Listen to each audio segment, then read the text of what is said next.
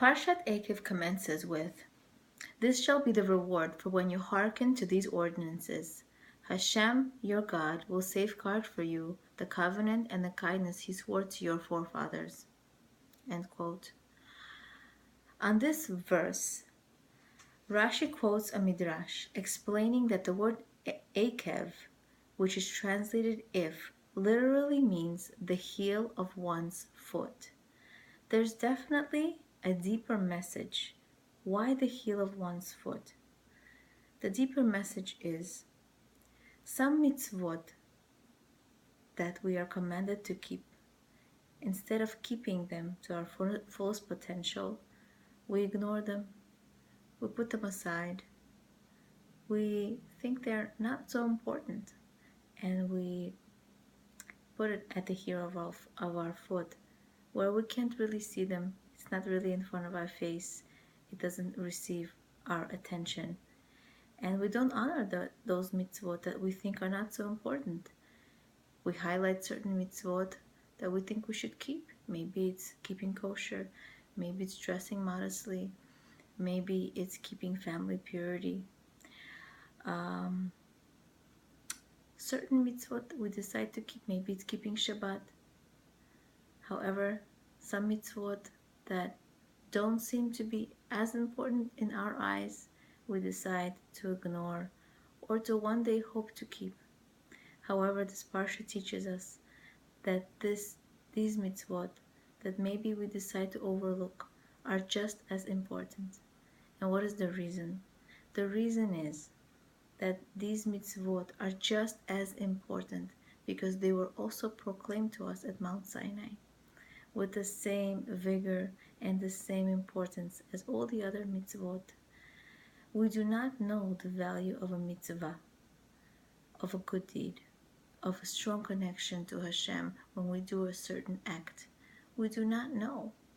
That's why we cannot judge a certain mitzvah.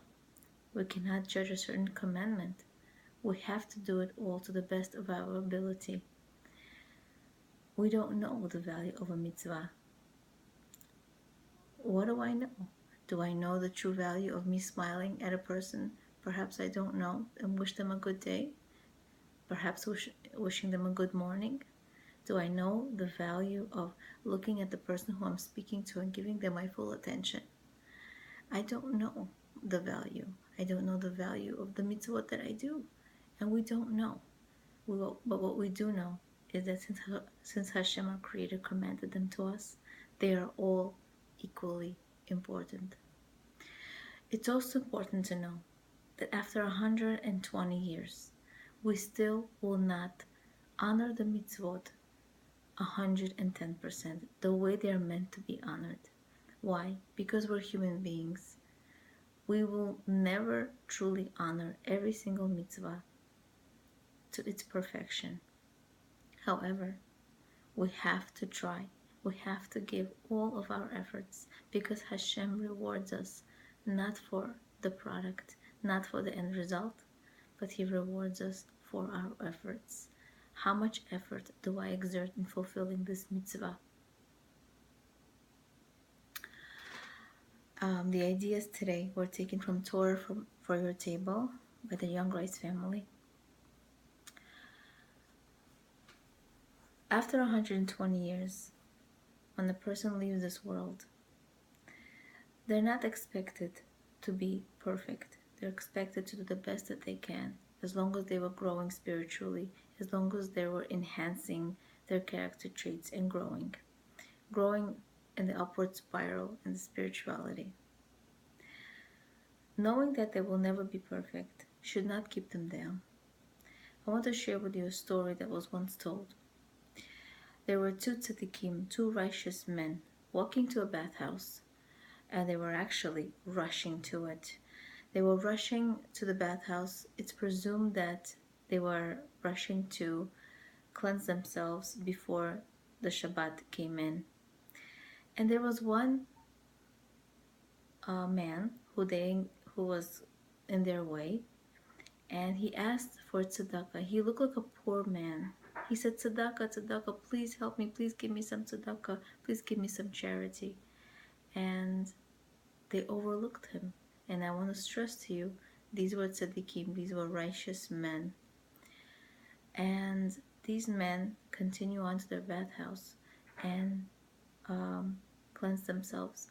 When they come out and they come back, they see this man who begged them a few minutes ago for money is dead on the floor, and they are just horrified. However, even though they're saddened, they are not depressed. They saw that they made a mistake, and they saw that maybe they should have gave the tzedakah. However, they didn't become depressed. They didn't beat themselves up.